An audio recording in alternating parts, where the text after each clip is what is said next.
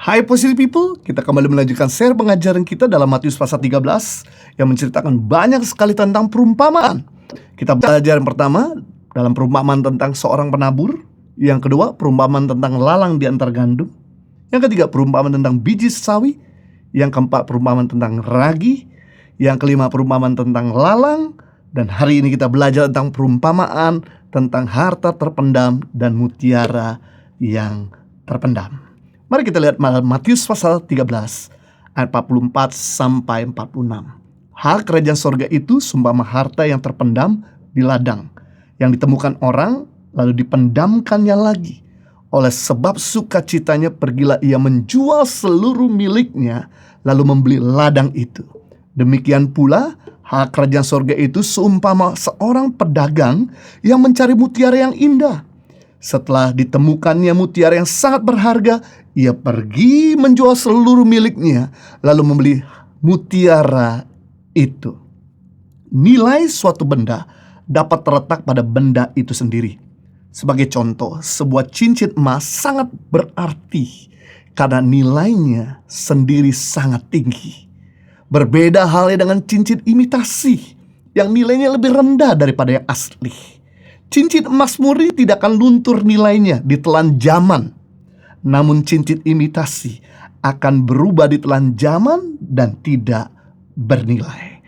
Yesus menekankan betapa bernilainya hal kerajaan sorga melalui dua gambaran. Yang pertama, harta yang terpendam di ladang. Ketika orang menemukan harta terpendam itu, ia sangat bersukacita karena menemukan sesuatu yang lebih bernilai, maka segala milik yang lain menjadi tidak berarti dibandingkan harta tersebut. Ia rela menjual segala miliknya demi mendapatkan harta yang terpendam itu. Yang kedua, seorang pedagang sedang mencari mutiara karena ia tahu betapa berharganya mutiara itu. Maka setelah ia menemukan mutiara yang dicarinya, ia segera menjual segala miliknya untuk membeli mutiara itu. Kedua perumpamaan ini menggambarkan betapa bernilainya hal kerajaan sorga. Namun tidak setiap orang yang mendengarkan mengerti hal ini. Seorang yang menyadari betapa bernilainya hal kerajaan sorga dengan sukacita berani meninggalkan cara hidup yang lama asalkan mendapatkan kebahagiaan sejati dalam kerajaan sorga. Yesus bukan sedang mengajarkan bahwa masuk kerajaan sorga tergantung pada pengorbanan kita. Yang dimaksudkan Yesus adalah orang harus bisa meninggalkan kehidupan yang lama dan berkomitmen penuh untuk mengikut Yesus. Karena kita tahu bahwa kerajaan surga terjadi kerajaan kekal dan besar. Jadi kalau kita mau dipercayakan perkara kekal dan besar, kita harus hidup dalam kerajaan surga, hidup di dalam kebenaran. Pasti bisnis kita akan jadi besar, jadi lancar, karir kita makin meningkat, kesehatan kita makin prima, studi akademik kita makin berhasil, kita punya bahkan pergumulan-pergumulan pun kita dapatkan jawaban dari Tuhan. Sebaliknya, kerajaan kegelapan terdiri pada kerajaan tidak kekal dan kerajaan kekecil. Jadi kalau kita hidup dalam kegelapan, pasti kita dipercayakan perkara sementara dan perkara yang kecil. Kalau rumah tanggamu mau langgeng, hidup dalam kerajaan Allah. Tapi begitu kita hidup di dalam kegelapan, rumah tangga kita gak pernah langgeng. Kalau bisnis kita mau langgeng, pernikahan kita mau langgeng, kita punya karir mau langgeng, kita punya apapun yang kita kerjakan mau jadi besar, yang kita perlu lakukan adalah mari tinggalkan cara hidup yang lama dan kemudian hiduplah dalam kerajaannya. Kita belajar di sini ada dua hal bagaimana kita dipercayakan perkara kekal dan perkara besar. Yang pertama, kita harus berani meninggalkan cara hidup yang lama. Nah, biasanya orang itu tidak akan pernah mau meninggalkan yang lama jika yang baru tidak lebih baik daripada sebelumnya. Sebagai contoh, kita tidak akan pernah menggunakan sepatu yang baru, meninggalkan sepatu yang lama kalau sepatu yang baru itu tidak lebih baik, tidak lebih menarik daripada yang lama. Kita tahu di sini bahwa kerajaan surga ada kerajaan yang besar dan kekal. Yang kita perlu lakukan adalah beranilah dan sukarelalah. Gak akan pernah rugi. Kita tinggalkan cara hidup kita yang lama dan kita hidup dalam cara hidup yang benar dan baru. Anggur yang baru, perlu disadari dalam Matius 9 ayat 17, tidak bisa disimpan dalam kantong kulit yang lama. Karena anggur yang baru kalau disimpan dalam tempat yang lama atau kantong kulit yang lama, karena perjalanan Israel, orang menyimpan anggur bukan dalam botol, tapi dalam kantong kulit. Akibat fermentasi, maka kantong kulit itu akan koyak. Yang terjadi, anggurnya tertumpah, kantongnya pun rusak. Dua-dua jadi sia-sia. Kita bisa melihat di sini. Artinya begini, tahun yang baru, musim yang baru, new normal, tidak bisa masuk dengan cara hidup yang lama.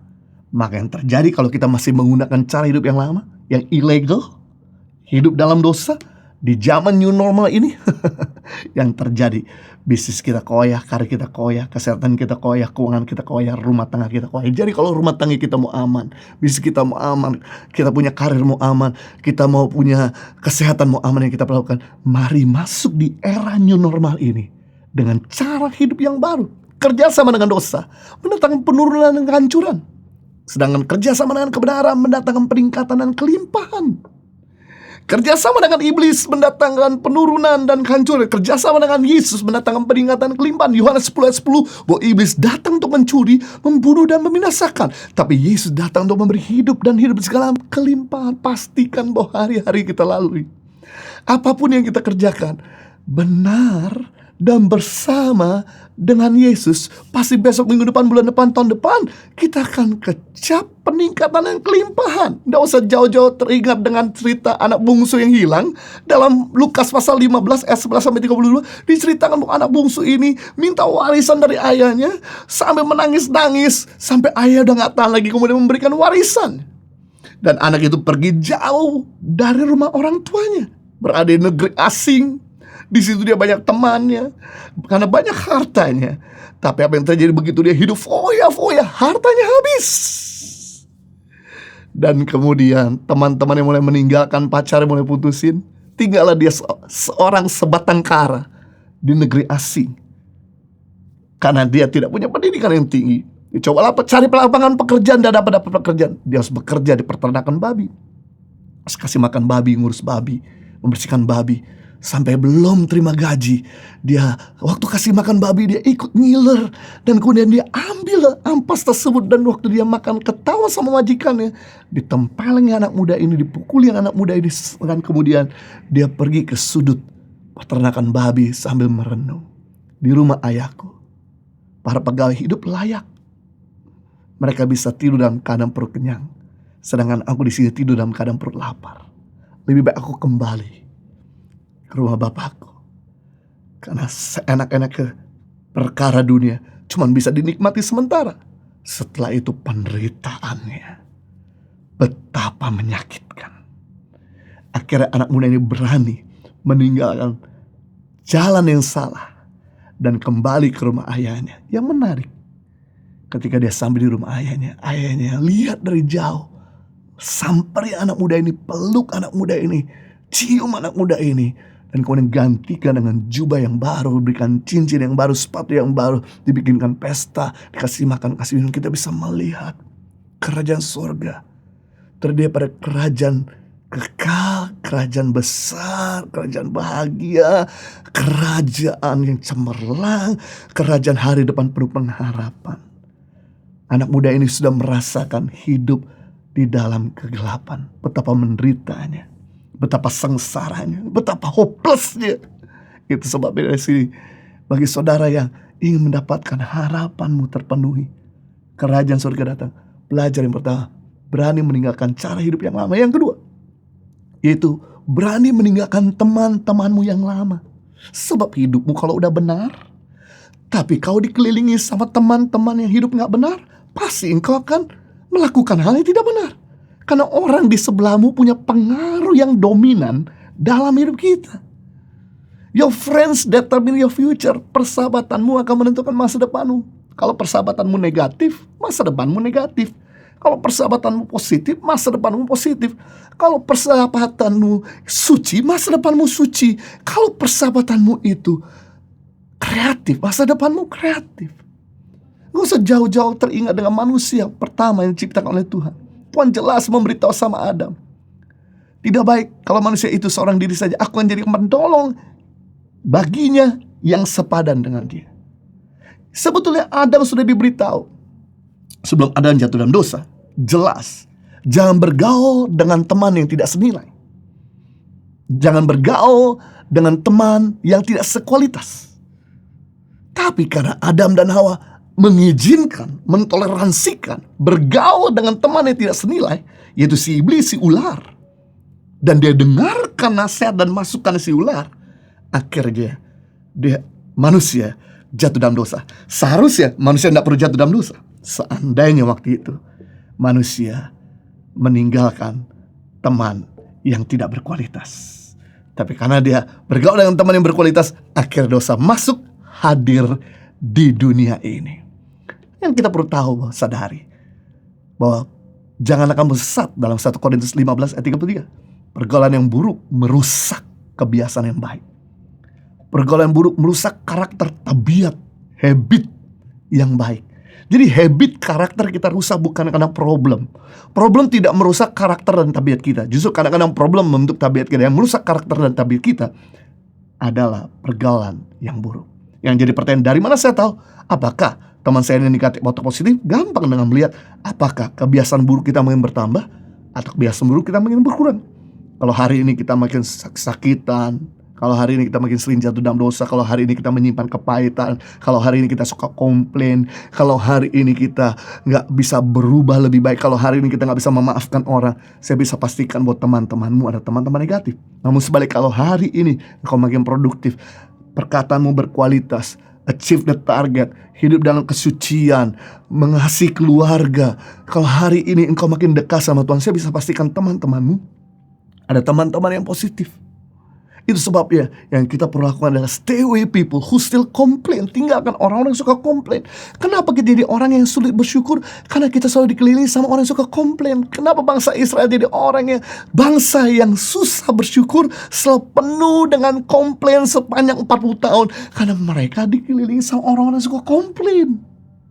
Yang kedua, stay away people who still hating. Tinggalkan orang-orang yang menyimpan benci dan pahit. Kalau kita dikelilingi sama orang-orang yang menyimpan pahit, maka kita yang tidak sakit hati sama orang tersebut, kita ikut sakit hati. Kenapa? Karena mendengarkan semua masukan-masukan yang buruk dari teman kita ini. Yang kita perlu lakukan adalah tinggalkan orang-orang demikian, supaya engkau jangan kepahitan, supaya engkau bisa mengampuni. Kalau engkau bergaul dengan orang yang suka mengampuni, pasti engkau jadi orang yang mudah mengampuni. Yang ketiga, stay with people who still losing. Tinggalkan orang-orang yang gak pernah menang dalam hidup.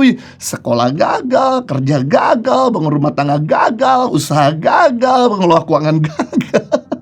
Kalau kita bergaul sama orang-orang begini, kita gak akan pernah berhasil. Kita akan jadi orang yang gagal. Yang berikutnya, yang keempat, stay with people who still not making change. Tinggalkan orang-orang yang gak pernah mau berubah. Kalau kita bergaul dengan orang-orang yang pernah berubah, kita jadi orang yang susah berubah. Kenapa kita susah meninggalkan masa lalu kita? Kenapa kita susah untuk meninggalkan cara hidup yang lama? Karena kita bergaul dengan orang-orang yang susah berubah. Kenapa kita jadi orang yang masih begitu-gitu aja? Karena kita gak bergaul dengan orang-orang yang produktif.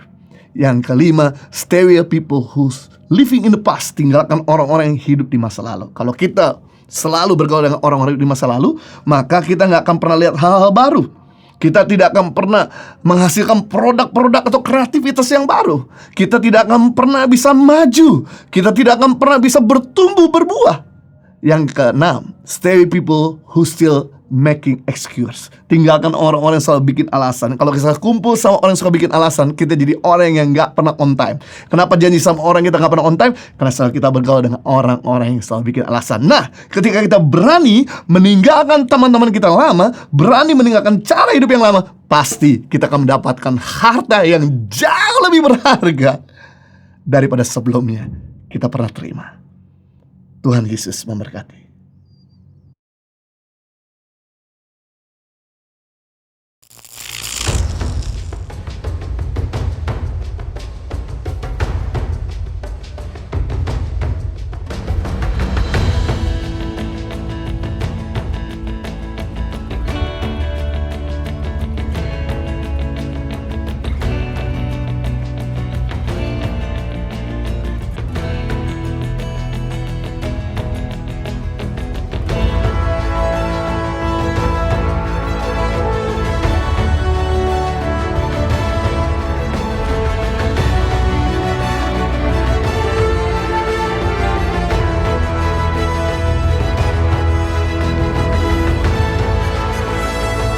Suka duka, perjuangan guru tangan pengharapan dalam membangun pendidikan di pedalaman Indonesia.